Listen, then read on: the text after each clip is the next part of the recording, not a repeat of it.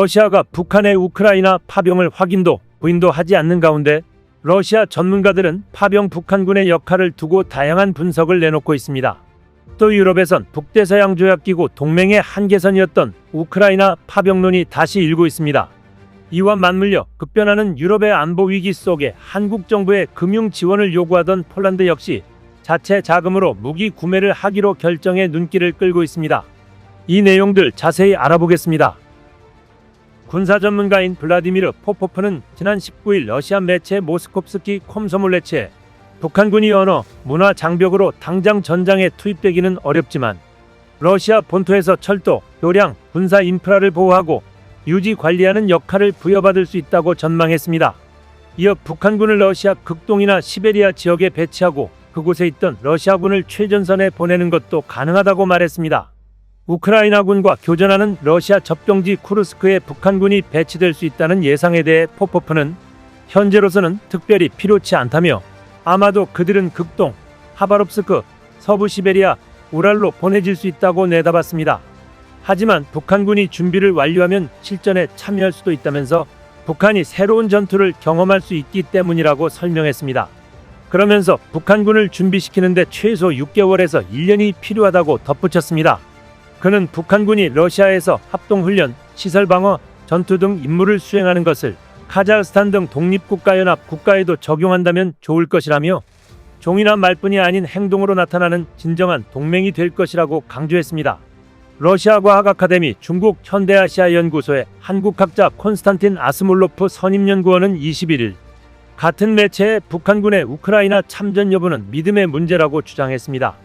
그는 북한군이 최전선에서 싸운다고 믿고 싶은 사람은 이를 믿을 것이라며 이는 우크라이나족 등 아시아인 외모의 러시아 군복을 입은 사람이라면 누구나 북한군으로 간주될 수 있는 상황이라고 덧붙였습니다. 아스몰로프 연구원은 특히 우크라이나가 러시아와 분쟁을 국제적으로 키우기 위해 북한군이 우크라이나 동부전선에 있다는 소문을 적극적으로 이용하고 있다고 주장했습니다. 존 힐리 영국 국방장관은 22일 영국 의회에서 북한이 러시아를 돕기 위해 병력을 보내기 시작했을 가능성이 매우 높다고 밝혔습니다.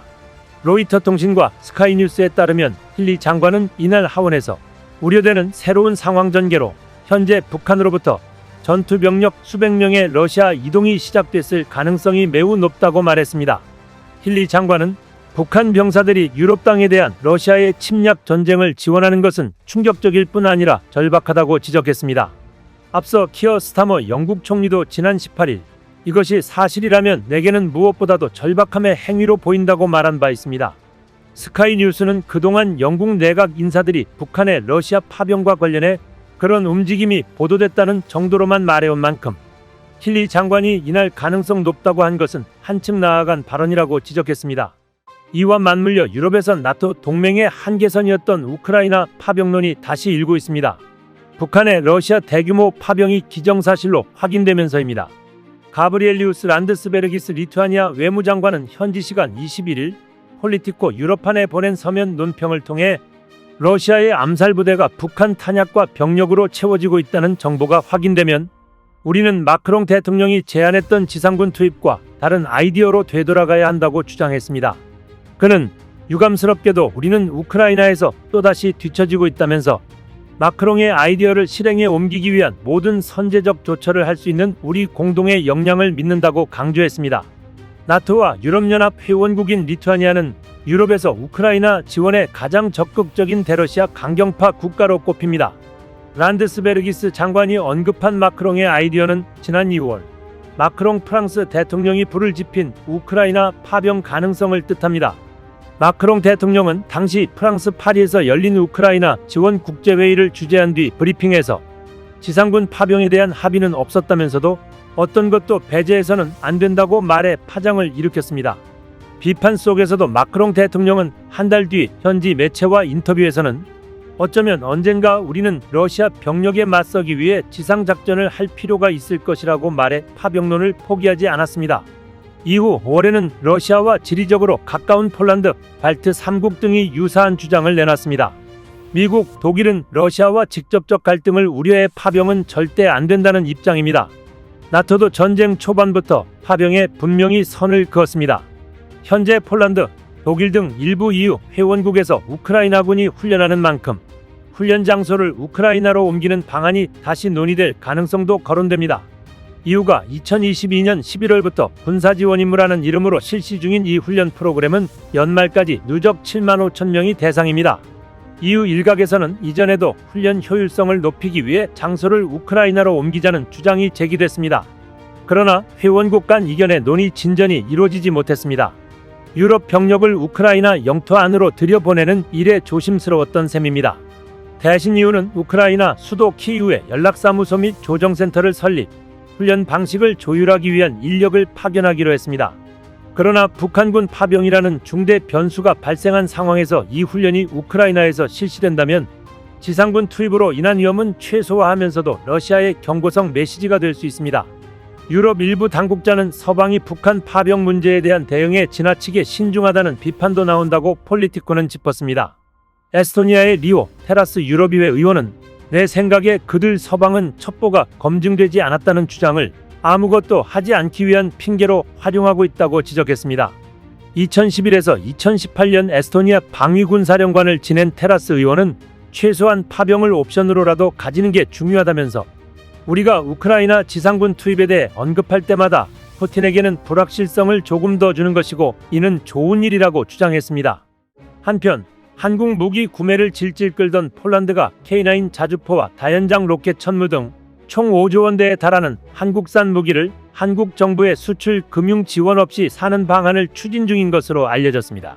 급변하는 안보 위기에 더 이상 지체할 수 없다는 결론이 선 것으로 보입니다.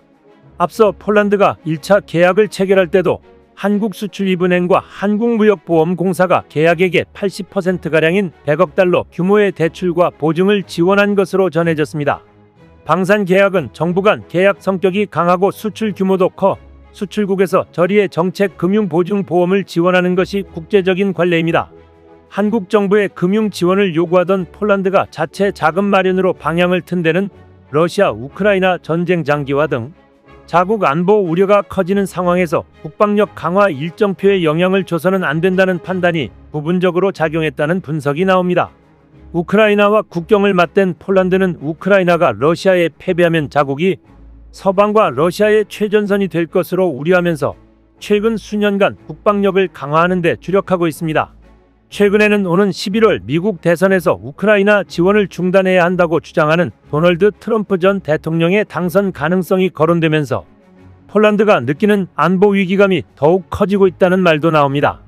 방산 전문가인 장원준 산업연구원 연구위원은 폴란드는 러시아와 인접하고 벨라루스와 국경을 맞대 안보 위협을 크게 느끼고 있어 소탐대실에서는 안 된다고 판단했을 수 있다며 한국 외에는 가성비 높은 방산 제품을 원하는 시간에 공급할 수 있는 나라가 없어 서로 윈윈이라고 말했습니다. 장 연구위원은 과거 방산 수출이 건별로 수천억 원 수준이었다면 이제는 10조, 20조 원으로 단위가 달라져 수출 금융이 요구될 때 준비가 필요하다며 수은자본 확충 외에도 민간 신디케이트론 확보, 정부의 금리 보전 제도 도입 등 대규모 수주를 뒷받침할 체계를 발전시켜 나가야 한다고 말했습니다. 한편 이날 한국을 국빈 방문하는 안제이 두다 폴란드 대통령은 오는 25일께 한화에어로스페이스와 현대로템의 경남 창원 사업장을 방문해 자국이 수입한 K9 자주포와 K2 전차 생산 라인을 시찰할 계획인 것으로 전해졌습니다. 한국 무기의 힘이 평화를 위해 다시 한번 힘을 발휘하는 상황입니다. 이상 시온TV였습니다.